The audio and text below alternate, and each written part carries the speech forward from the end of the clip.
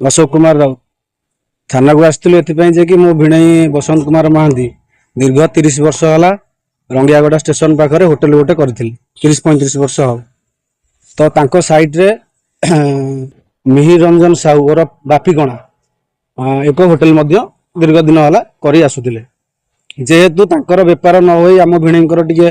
अधिक बेपार हुए तेणुक सी सब भाई सहित झगड़ा झांटी करी आसुतिले दीर्घ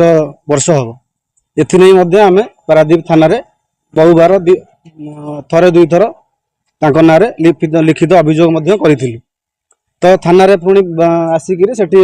आईएसआई माध्यम कंप्रोमाइज हुए सब जिनस समाधान होता ये किछि दिन हम सी जी बापीगणा जी सेठारे होटेल रे निशा कारबार भल मंद एमती प्रशासन पक्षर होटेल टी भंगा जाइथिला तो सी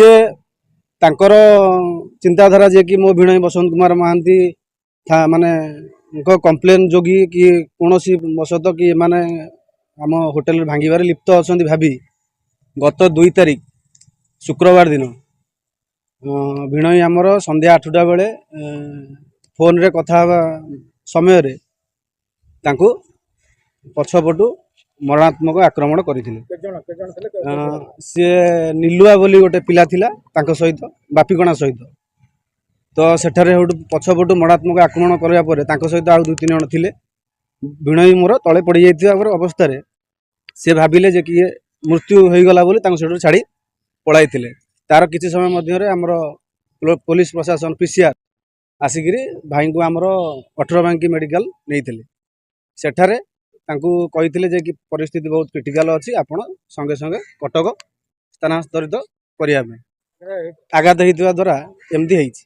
तो बहुत गुरुतर अच्छा आम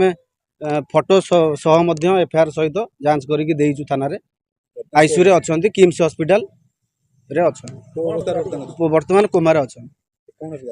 दाबी एथि आम आसीचु थाना को जे कि